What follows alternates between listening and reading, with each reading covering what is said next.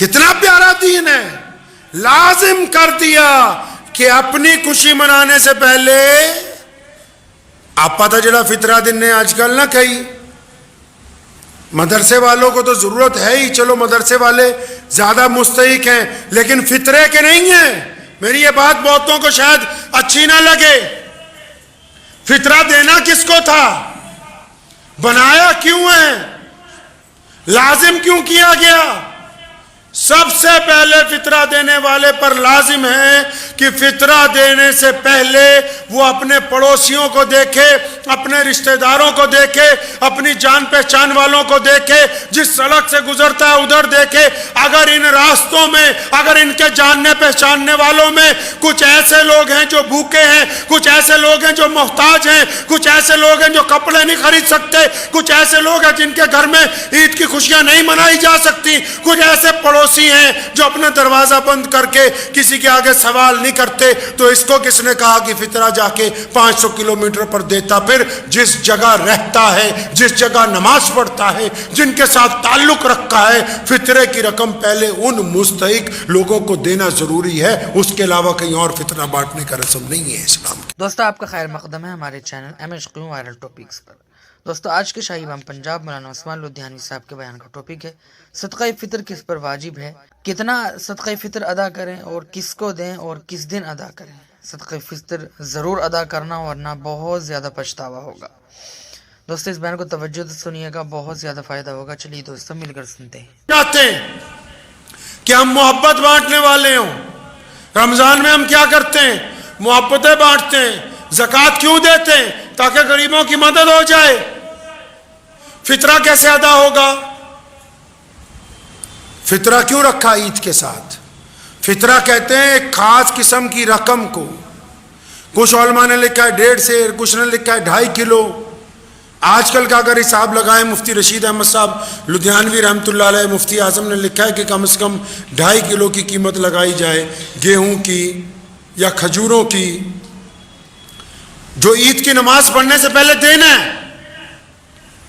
بات فطرہ صرف دینے کی نہیں ہے، بات یہ ہے رسول اللہ نے فطرہ دینے کے لیے کیوں کہا. اسلام کی خوبصورتی دیکھیں.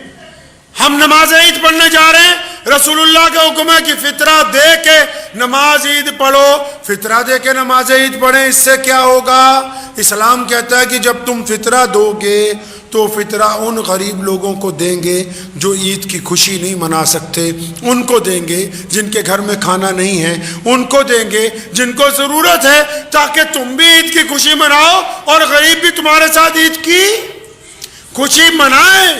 عید جیسے مقدس دن میں بھی یہ کہہ دیا کہ اکیلے خوشی منانے کی ضرورت نہیں ہے. جب خوشی منانے کے لیے نکل رہے ہو تو ساتھ میں جو آس پاس رہنے والے لوگ ہیں ان کو بھی اپنی خوشی کے اندر شریک کر لو بھائی. اور اس کو لازم کر دیا. کتنا پیارا دین ہے. لازم کر دیا کہ اپنی خوشی منانے سے پہلے آپ پتہ جڑا فطرہ دن نے آج کل نہ کہی. مدرسے والوں کو تو ضرورت ہے ہی، چلو مدرسے والے زیادہ مستحق ہیں، لیکن فطرے کے نہیں ہیں. میری یہ بات بہتوں کو شاید اچھی نہ لگے. فطرہ دینا کس کو تھا؟ بنایا کیوں ہے؟ لازم کیوں کیا گیا؟ سب سے پہلے فطرہ دینے والے پر لازم ہے کہ فطرہ دینے سے پہلے وہ اپنے پڑوسیوں کو دیکھے، اپنے رشتہ داروں کو دیکھے، اپنی جان پہچان والوں کو دیکھے، جس سڑک سے گزرتا ہے ادھر دیکھے.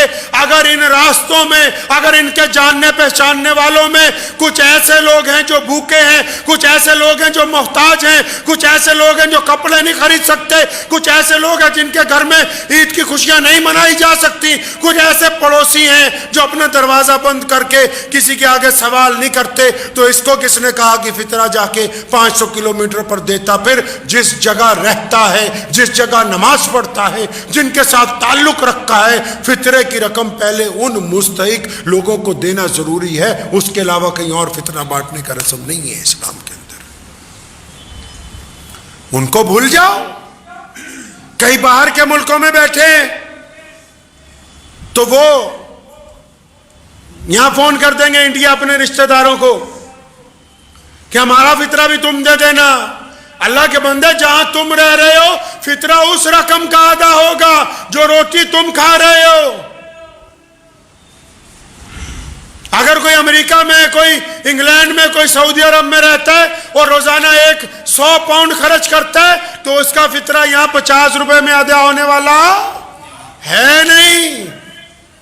और वो भी सुनो, दौड़ लगा रखी है कईयां ने, आ जान दो जिन्ना का फितरा आंदा है, ले आओ जी 50-50 रुपये। वो कदी इस्लाम नू भी पूछ लो फितरा देना किन्ना। रसूलुल्लाह सल्लल्लाहु अलैहि वसल्लम से भी मालूम कर लो कभी। गेहूं का फितरा सहाबा ने दिया, खजूरों का फितरा सहाबा ने दिया, किशमिश का फितरा सहाबा ने दिया, सौगी बादाम का फितरा सहाबा ने दिया। जिस बंदे के पास 52 तोले चांदी के मुताबिक रकम है, घर में सोना पड़ा है, जायदाद पड़ी है, अपने रहने के अलावा बहुत सारी जायदाद पड़ी है, वो साहिब निसाब में से है। अब जो लखपति है उसका भी 50 रुपए फितरा हुआ जी। कहां से निकाली है मंतिक?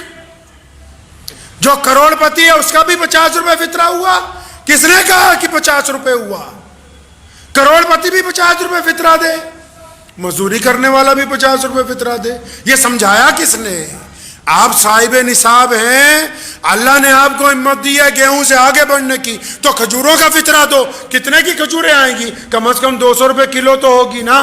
तो खजूर का फितरा एक आदमी का 500 रुपए बना। अल्लाह ने और ज्यादा पैसे दे रखे तो फिर किशमिश का फितरा दो, और ये डबल करके देना है जो आगे वालों ने देना है। गेहूं वालों ने एक देना है, आगे वालों ने डबल देना है। अब अगर कोई किशमिश का फितरा देने चला गया, 600 रुपए किलो है, 700 रुपए किलो है, तो उसको तो फितरा 2000 रुपए देना चाहिए। अब वो करोड़पति मियाँ सोच रहा, ना जी आप तो 50 रुपए की रसीद कटाती, हो गया फितरा। अल्लाह को धोखा नहीं दे सकता है कोई।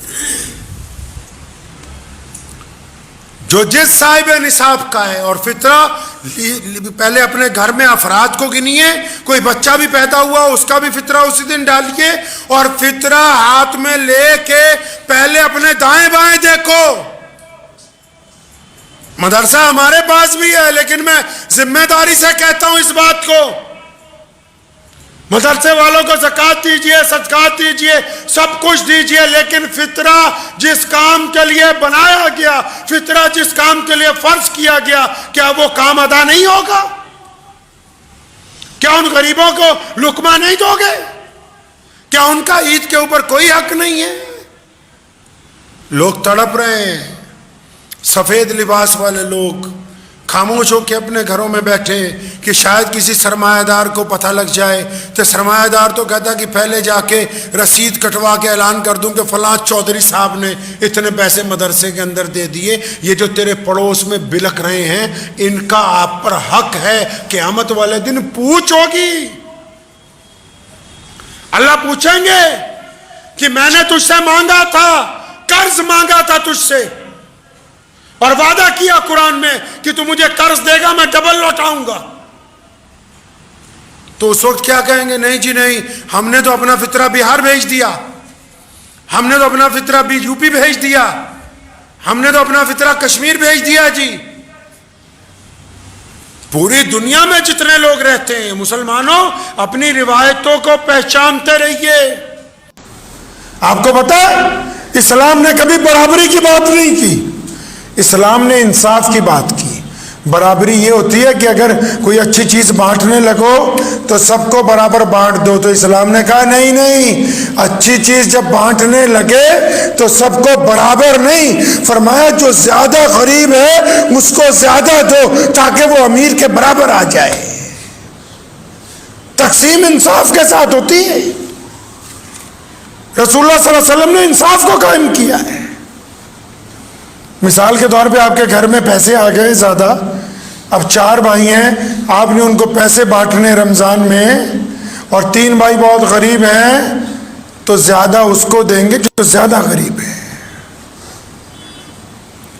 اسلام نے یہ نہیں کہا کہ اگر کوئی بندہ برابری کرنا چاہتا ہے تو سب کو ایک ہی اسٹول پہ کھڑا کر دیں. نہیں، فرمایا جو زیادہ چھوٹا ہے نا اس کو تھوڑا زیادہ اونچا کر کے رکھیں گے تاکہ وہ اونچوں کے اندر برابر نظر آئے.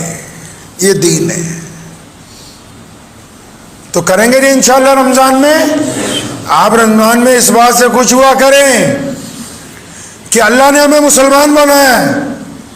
یہ چھوٹی بات ہے جی. آپ کہیں چلے جائیں دنیا میں، آپ کو کوئی زبان نہ آتی ہو، اگر آپ اتنا کہہ دیں گے کہ میں مسلمان ہوں تو آپ کے 50 جاننے والے نکل آئیں گے.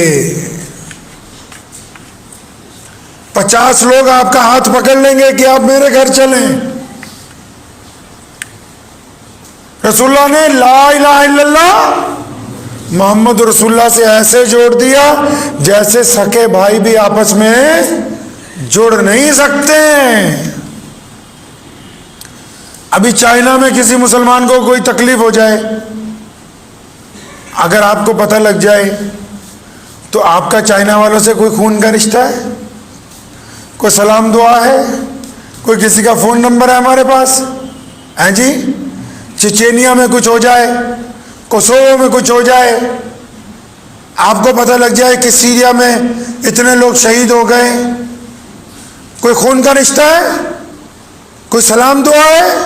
کوئی آپ جانتے ہیں کہ وہ کون لوگ ہیں؟ آپ کے اور میرے دل میں اس لیے تکلیف ہوتی ہے کہ ہم کلمہ لا الہ الا اللہ، یہ احساس دنیا کا کوئی اور فرد انسانوں میں پیدا نہیں کر سکتا. یہ صرف محمد رسول اللہ صلی اللہ علیہ وسلم کا کمال ہے. کوئی نہیں پیدا کر سکتا یہ احساس. تو اس احساس کو بیدار رکھنا ہے. بیدار رکھیں گے انشاءاللہ. تو رمضان تو خوبصورت عبادت ہے بھائی.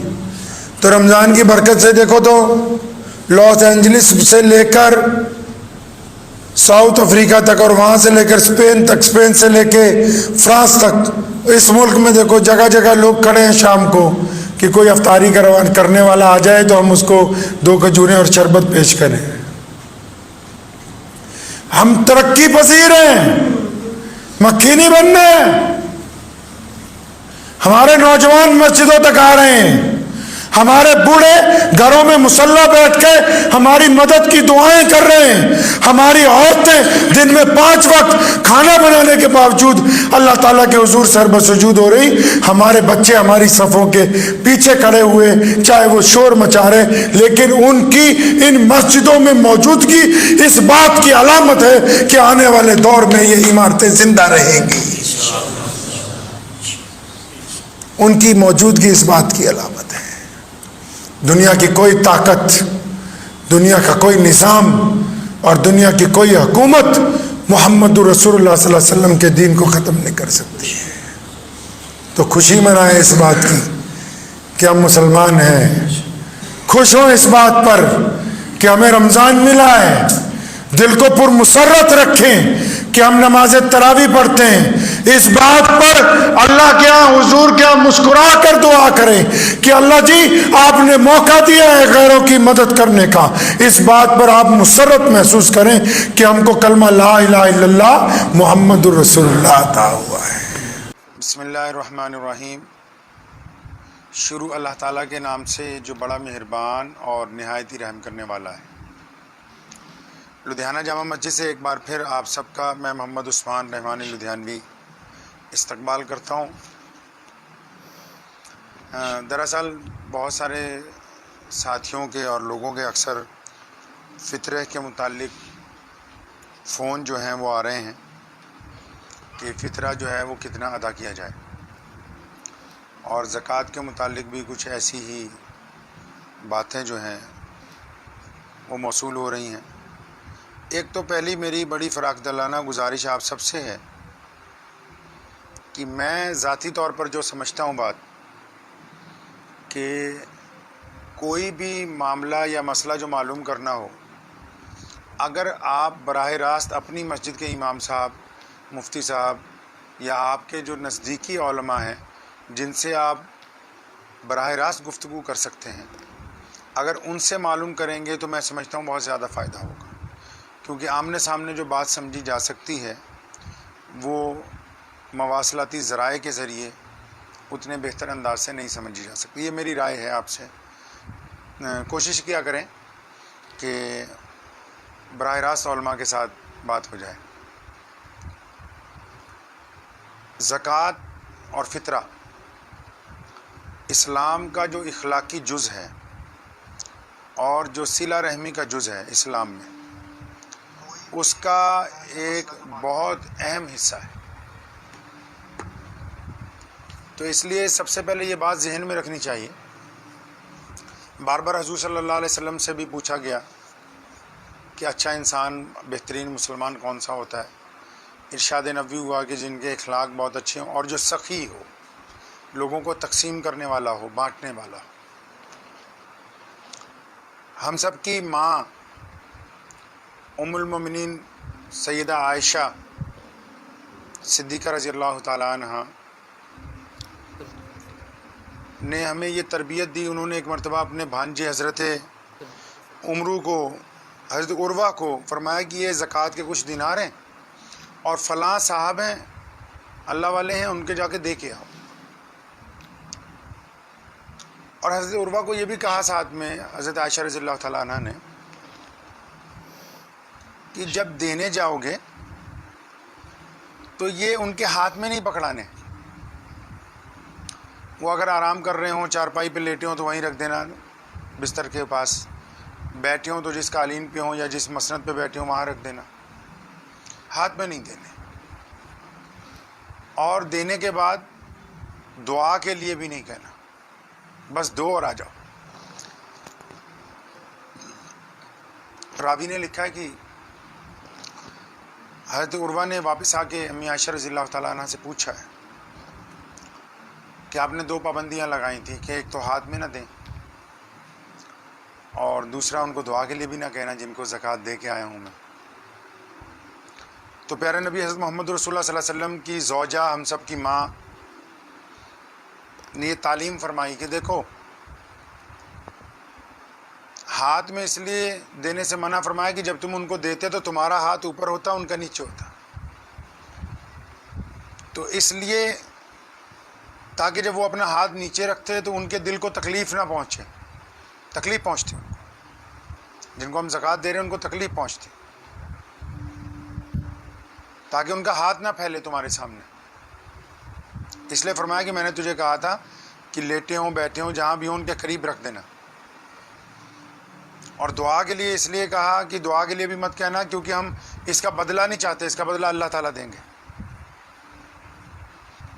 میں بڑی ہی معافی کے ساتھ کہنا چاہتا ہوں کہ آج بہت سارے لوگ جو کسی کی مدد کرتے ہیں فوراً اس کا بدلہ چاہتے ہیں. ساتھ میں وہ چاہتے ہیں کہ لوگوں کو پتہ لگے کہ ہم نے ان کی مدد کی ہے. وہ چاہتے ہیں کہ اس غریب کی تصویر میں دنیا کے سامنے لاؤں، پتہ تو لگے کہ ہم نے اس کی مدد کی ہے. فوراً بدلہ چاہتے ہیں، لیکن اسلام نے ایسا نہیں چاہا. ہمارے دین کے نظام میں ایسا نہیں ہے. اللہ کے پیارے نبی صلی اللہ علیہ وسلم نے ہمیں ایسی تعلیم نہیں دی. آج بھی الحمدللہ مسلمان پوری دنیا میں سب سے زیادہ چیریٹی کرتے ہیں اور خاموشی کے ساتھ کرتے ہیں. زکوٰۃ دینے کا یہ مسئلہ ہے کہ زکوٰۃ جنہوں نے دینی ہے وہ لوگوں کے گھر تک جائیں، لینے والے آپ تک نہ آئیں. اسلام نے، پیارے نبی حضرت محمد رسول اللہ صلی اللہ علیہ وسلم نے غریب کی عزت نفس کی بڑی حفاظت فرمائی ہے.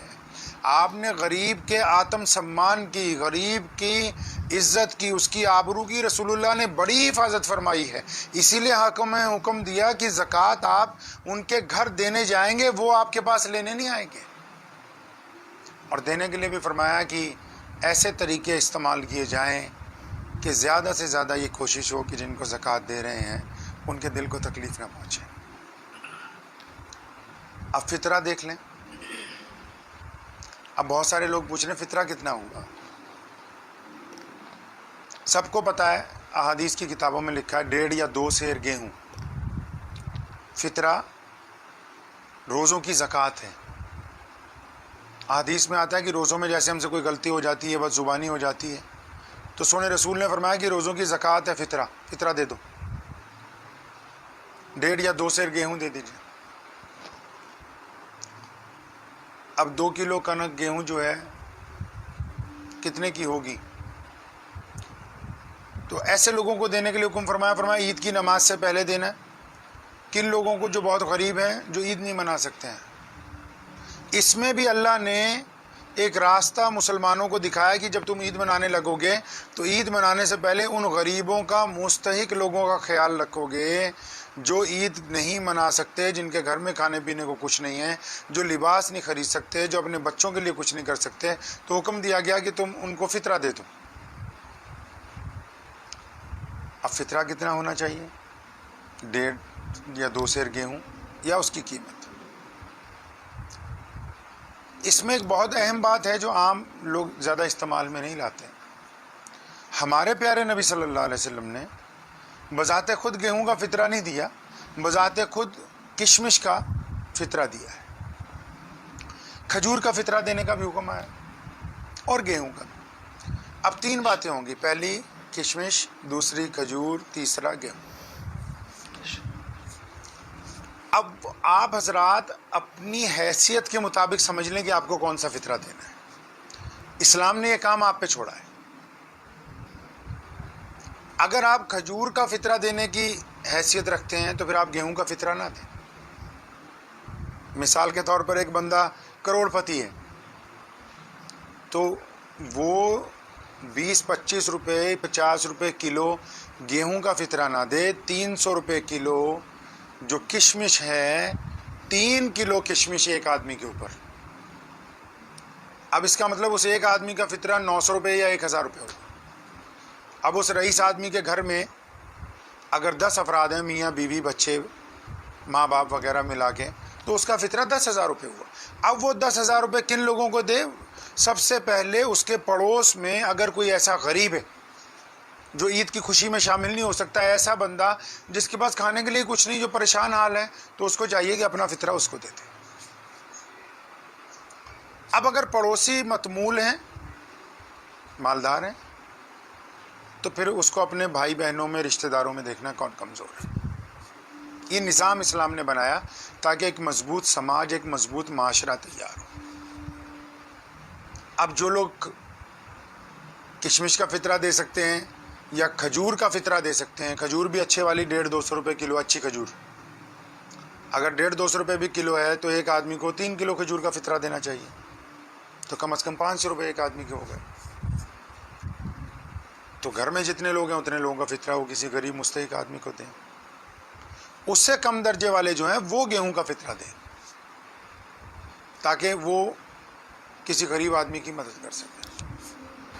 اب ہمارے ہاں جو ماشاءاللہ اچھے مالدار بھی ہیں وہ سوچتے ہیں کہ چلو ہم بھی گیہوں کا فطرہ دے دیتے ہیں، جبکہ سونے رسول صلی اللہ علیہ وسلم نے کشمش کا فطرہ دیا، کھجور کا بھی فطرہ دیا ہے.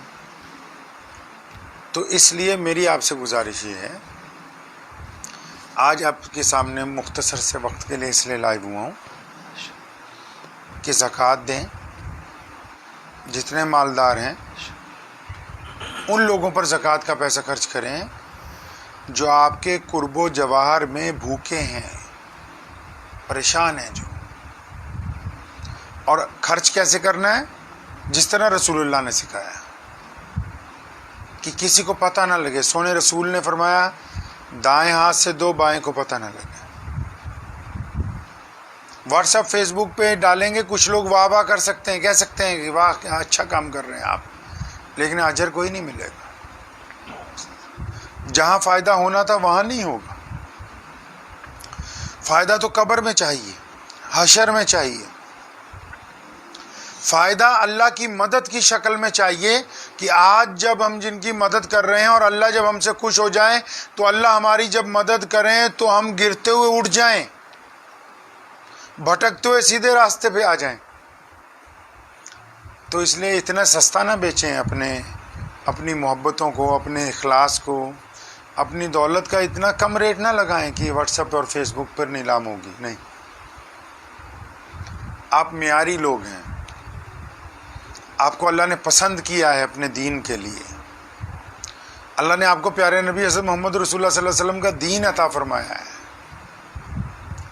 آپ کا ہر کام معیاری ہونا چاہیے. آپ کا معیار محمد رسول اللہ صلی اللہ علیہ وسلم کے حکم کے مطابق ہونا چاہیے. تو اس لیے جب آپ زکوٰۃ دیں خود دینے کے لیے جائیں اور ہاتھ میں نہ پکڑائیں تاکہ دوسرے کو شرمندگی نہ ہو. اور اس بات پر تو آپ روزانہ اللہ کا شکر ادا کریں کہ اللہ نے آپ کو دینے والوں میں رکھا ہے، لینے والوں میں نہیں رکھا ہے. روزانہ اللہ کا شکر ادا کریں. تو اس لیے میری آپ سے گزارش ہے کہ جو لوگ فطرہ کھجور کا دے سکتے ہیں، کشمش کا دے سکتے ہیں، وہ گیہوں کا نہ دیں. پہلے ان لوگوں کی ضرورت پوری کریں جو آپ کے پڑوس میں ہیں. اسلام نے جو سماج کا سسٹم بنایا بڑا طاقتور بنایا ہے کہ ہم کو پہلے ان کی مدد کرنی جو ہمارے پڑوس میں ہیں، پھر ان کی مدد کرنی جو ہمارے عزیز و اقارب میں ہیں. یہ دو طبقے جب ہو جائیں پھر ساری دنیا کو آپ بانٹتے پھرے کوئی بات نہیں. اور اس کے ساتھ ساتھ اپنے مسجدوں میں، مدرسوں میں جو لوگ وہاں خدمت کر رہے ہیں، جو جس مسجد کے صدر ہیں، ذمہ داران ہیں، وہ اپنے امام حضرات کا، مؤذنین کا، مسجد کے خادموں کا خاص کر دھیان رکھیں. مدینہ المنورہ میں ایک دن پیارے نبی صلی اللہ علیہ وسلم تشریف رکھتے ہیں مسجد نبوی میں. تو جبریل علیہ الصلوۃ والسلام تشریف لائے. اس مرتبہ جو جبریل علیہ السلام آئے، سلام جب پیش کیا،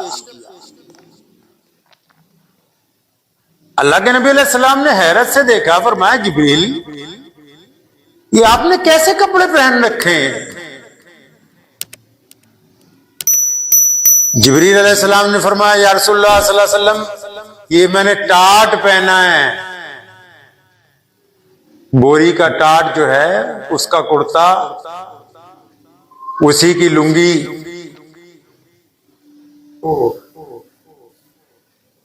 فرمایا اچھا تم نے یہ کیوں پہنا؟ فرمایا یا رسول اللہ صلی اللہ علیہ وسلم میں نے ہی نہیں، اللہ تعالیٰ نے آج حکم دیا بھی جتنے فرشتے ہیں، ملائکہ ہیں، وہ ٹاٹ پہنو.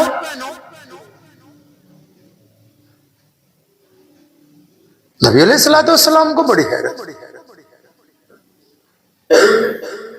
فرمایا کیوں؟ وجہ کیا ہوئی؟ آپ نے اتنا موٹا سخت لباس ٹاٹ پہنا ہے جو پہنا نہیں جا سکتا، وجہ کیا ہے؟ فرمایا وجہ نہیں پتا آپ کو، وہی تو وجہ ہے، وہ آپ کا دوست نہیں ہے ابو بکر رضی اللہ تعالیٰ عنہ. فرمایا ہاں ابو بکر میرے صاحب، میرا دوست، میرا ساتھی، میرا رفیق.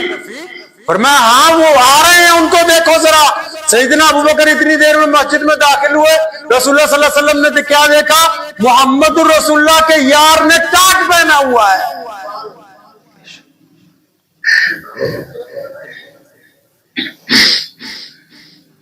نبی علیہ السلام بڑے حیران. ابو بکر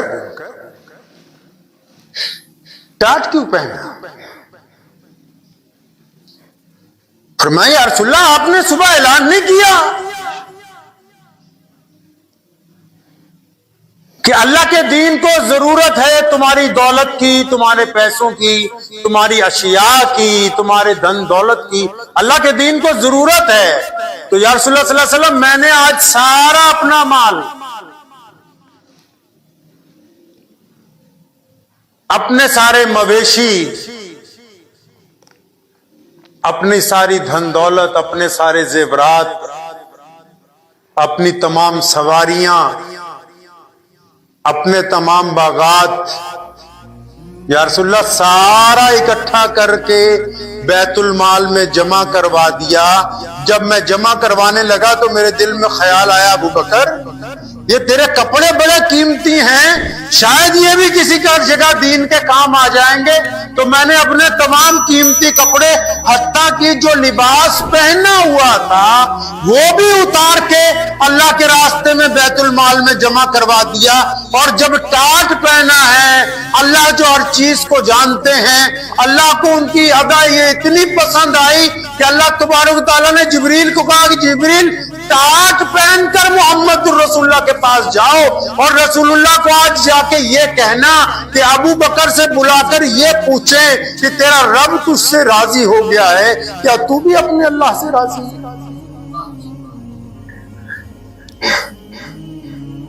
نبی علیہ السلام نے اعلان فرمایا، اسی واقعے میں سیدنا عمر رضی اللہ تعالیٰ عنہ کا قصہ آتا ہے۔ حسد نہیں کرتے تھے صحابہ، حسد نہیں کرتے تھے، فرماتے تھے میں نے سوچا تھا کہ آج ابو بکر سے آگے نکلوں گا تو سارے گھر کی دولت آدھی کی، مویشی آدھے کیے، سامان آدھا کیا، سواریاں آدھی کی۔ تو فرماتے جب رسول اللہ صلی اللہ علیہ وسلم کے دربار میں پہنچا اپنا سارا مال لے کے، مجھے لگا کہ آج عمر کا مال سب سے زیادہ ہے۔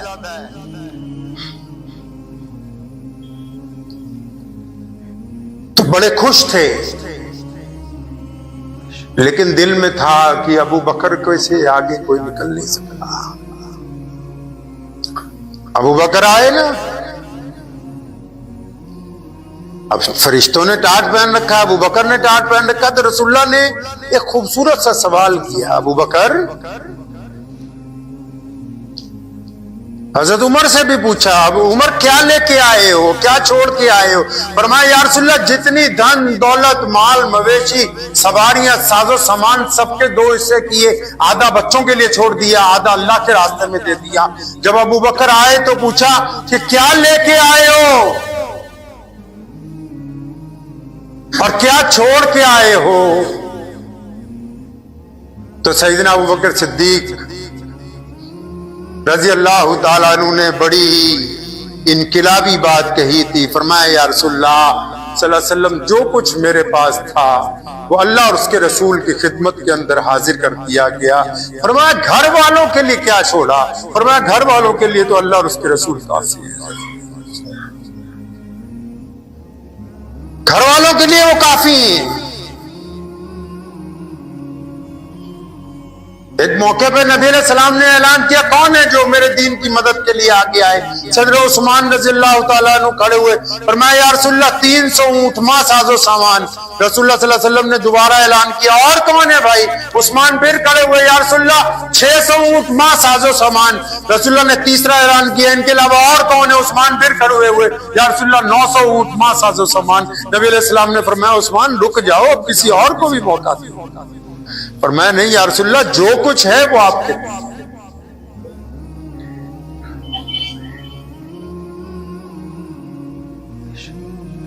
اللہ کے راستے میں جو لوگ خرچ کرتے ہیں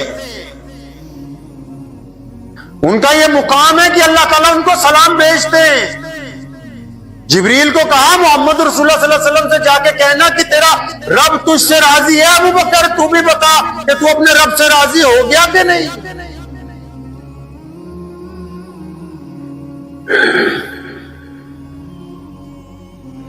سیدنا عبد الرحمن بن عوف رضی اللہ تعالی عنہ بڑے جلیل القدر صحابی ہیں، ارب پتی،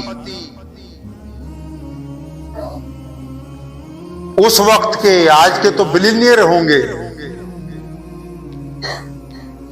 نبی علیہ الصلوۃ والسلام کے وصال سے پہلے جب کوئی بات ہوتی تھی کاروبار کی، سیدھا نبی علیہ السلام کے پاس، یا رسول اللہ مجھے کیا کرنا چاہیے؟ اللہ کے نبی علیہ السلام مشورہ دے دیتے۔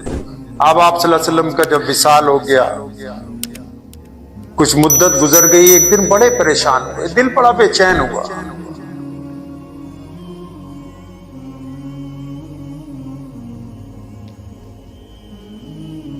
تو ام المومنین سیدنا عائشہ صدیقہ رضی اللہ تعالیٰ عنہ کا دور تھا۔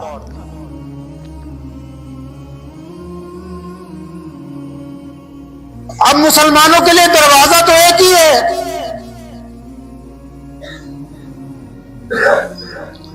جب سے دین قائم ہوا، دین سیکھنے کا دروازہ مسلمانوں کے پاس ایک ہی ہے، جہاں سے دین شروع ہوتا ہے، جہاں دین کے شارح رہتے ہیں، جہاں دین نافذ کیا جاتا ہے، جہاں دین سمجھایا جاتا ہے، جہاں سے دین بنایا گیا، وہ محمد رسول اللہ صلی اللہ علیہ وسلم کا ہے۔ اب عبد الرحمن بن عوف سیدھے پہنچے کہاں؟ نبی علیہ السلام کے اللہ کے نبی صلی اللہ علیہ وسلم کا تو وصال ہو چکا ہے. دروازہ کٹ آیا, سلام کیا, اماں جی سلام علیکم. اماں جی نے جواب دیا, ہاں بیٹا کیسے آئے آج؟ فرمایا اماں جی ساری رات نیند نہیں آئی, دولت اتنی ہے کہ بس سنبھالے نہیں سنبھلتی, دل بڑا بے چین. اللہ کے نبی صلی اللہ علیہ وسلم ہوتے تھے, وہ مجھے طریقہ بتاتے تھے, کچھ نہ کچھ سمجھاتے تھے. اماں جی کوئی مشورہ دیجیے. اندر سے اماں جی نے کیا کہا, بیٹا ایسا کرو, ابھی جاؤ ساری دولت کے 2 حصے کرو. اندازہ لگائیے جو بندہ فریاد کر رہا ہے وہ کھرب پتی آدمی ہے, جہاں سے حکم آ رہا ہے وہ محمد رسول اللہ کا گھر ہے. پوچھا اماں جی کیا کرنا ہے؟ فرمایا بیٹا جا کے دولت کے 2 حصے کرو. فرمایا جی اماں جی ابھی کروا دیتا ہوں منشیوں کو کہہ کے. تو کیا کرنا ہے اماں؟ فرمایا بیٹا ایک حصہ سارے کا سارا شام ہونے سے پہلے اللہ کے راستے میں صدقہ کر, آدھی کر دے ساری دولت کو. فرمایا اماں جی یہ آج ہی ہو جائے گا کام, آپ بتاؤ میں بخشا تو جاؤں گا, میں قیامت والے دن پریشانی میں تو نہیں بچوں گا. فرمایا نہیں, میں محمد رسول اللہ صلی اللہ علیہ وسلم سے تیری سفارش کروں گی انشاءاللہ.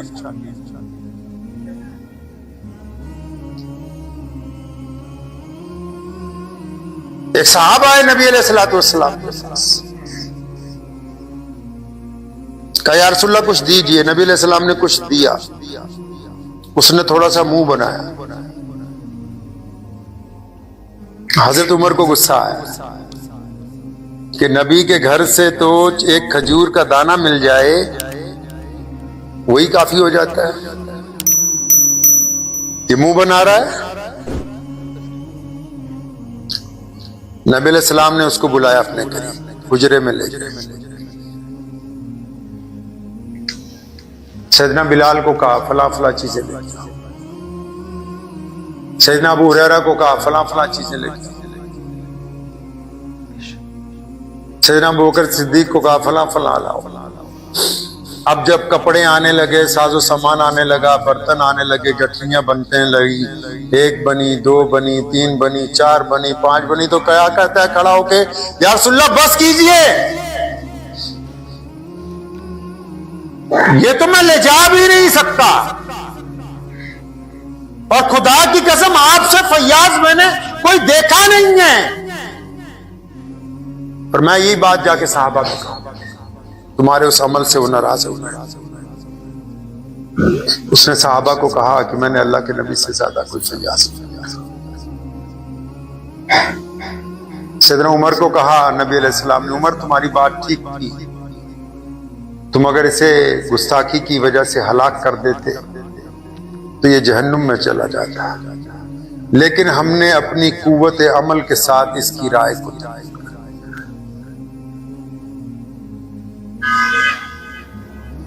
پیارے محمد صلی اللہ تعالی علیہ وسلم نے ہماری ماں امی عائشہ صدیقہ رضی اللہ تعالیٰ عنہ کو فرمایا, خود اماں کہتی ہیں, سیدنا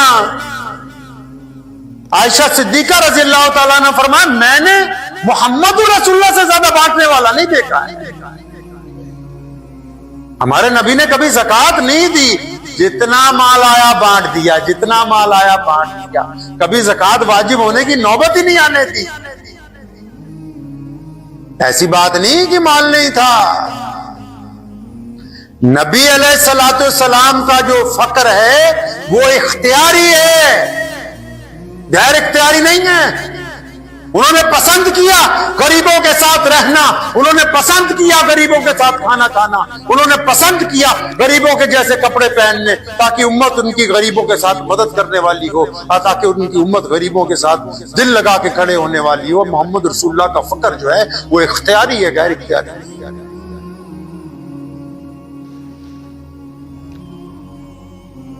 اما عائشہ رضی اللہ تعالیٰ فرماتی اتنا فیاض کسی؟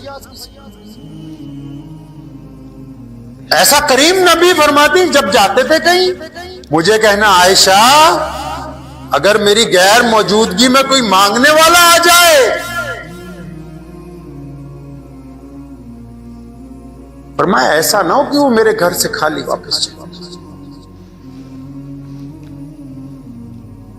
خالی نہیں جانا چاہیے محمد الرسول اللہ کے گھر دروازے سے کوئی۔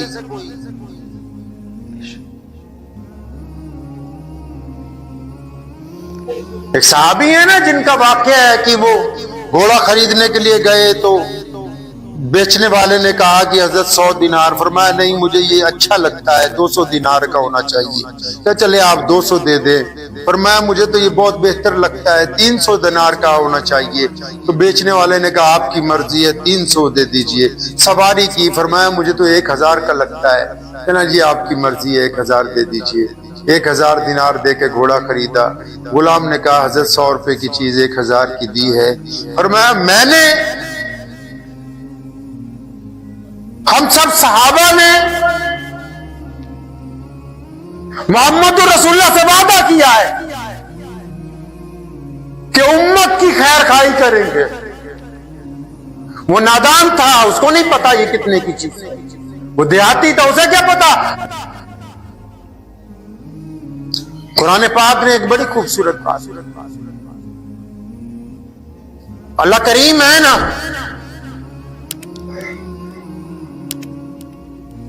فرمایا جب مانگنے والا تمہارے پاس مانگنے کے لیے آئے تو اس کو جھڑکنا نہیں،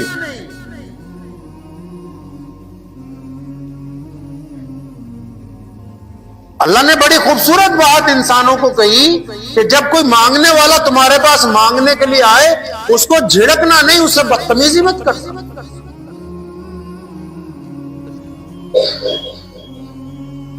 کیوں کہی؟ کل قیامت والے دن ایک بندہ بڑی نیکیوں والا ہوگا، اللہ اس کو کہیں گے کہ میں گیا تھا تیرے گھر پہ، تجھ سے کھانا مانگا تھا تو نے بدتمیزی کی، تجھ سے سوال کیا تھا پانی کے لیے تو نے بدتمیزی کی۔ وہ کہے گا یا اللہ آپ تو آئے نہیں، میں نے تو نہیں دیکھا کبھی۔ فرشتے کہیں گے خدا نے کہا کہ وہ جو آنے والا تھا وہ اللہ ہی کی طرف سے تو تھا۔ رمضان آ رہا ہے، لوگ آئیں گے، رسول اللہ چاہتے ہیں کہ آپ ان کو جھڑکے نہیں، اللہ چاہتے ہیں کہ آپ ان کو جھڑکے نہیں۔ ٹھیک ہے کئی بار جیب میں پیسے نہیں ہوتے، بعض اوقات ایسا بھی ہوتا ہے کہ ہم نہیں دے پاتے، لیکن اس کے ساتھ جو گفتگو ہونی چاہیے وہ نرمی والی، عاجزی والی گفتگو۔ میرے والد شیخ اسلام مولانا حبیب الرحمان لدھیانوی رحمۃ اللہ علیہ، اکثر لوگ بار بار آتے تھے، اب بھی اللہ کا بہت احسان ہے، یہ سلسلہ اللہ نے اپنا فضل سے چلا رکھا ہے، کئی لوگ بار بار آتے ہیں۔ جب ہم چھوٹے تھے ہم نے اپنا سے ابا سے کہا کہ ابا یہ بار بار آتا ہے، بڑی خوبصورت بات سمجھا، فرمایا بیٹا یہ اللہ کا کیا کرم نہیں ہے کہ اللہ کریم نے آپ کو دینے والوں کے اندر شامل کر رکھا ہے، لینے والوں کی قطار کے اندر تمہیں کھڑا نہیں۔ کیا یہ اللہ کا کرم نہیں کہ تمہارے دروازے تک کوئی آ رہا ہے؟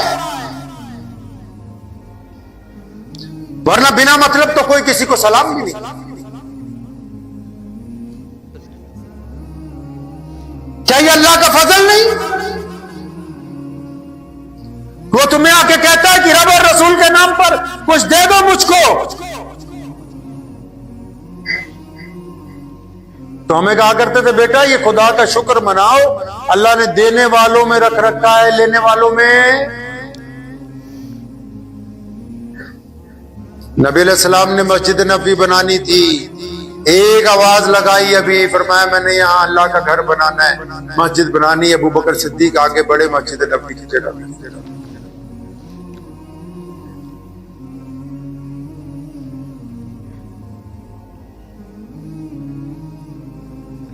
کوئی موقع ایسا نہیں ہے جس پر نبی علیہ الصلوۃ والسلام نے حضرات صحابہ کرام رضی اللہ تعالی اجمعین کو ترغیب نہ دی ہو کہ غریبوں کی مدد سے پیچھے نہیں ہٹنا، مسکینوں کی مدد سے پیچھے نہیں ہٹنا، محتاجوں کی مدد سے پیچھے نہیں ہٹنا۔ اب رمضان آنے والا ہے، بہت سفیر آئیں گے، پہلی بات نوٹ کر لو،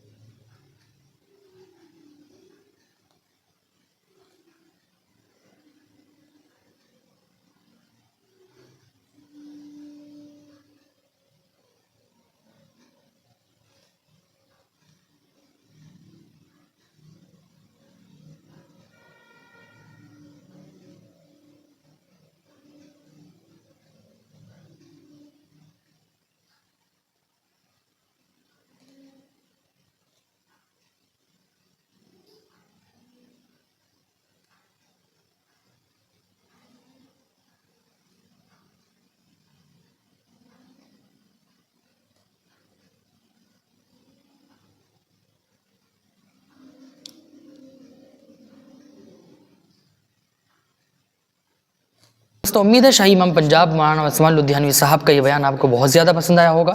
बयान पसंद आया हो तो वीडियो को लाइक शेयर और चैनल को सब्सक्राइब करना बिल्कुल ना भूलिएगा। चलिए मिलते हैं किसी और वीडियो में। वस्सलामु अलैकुम वरहमतुल्लाहि वबरकातुहू।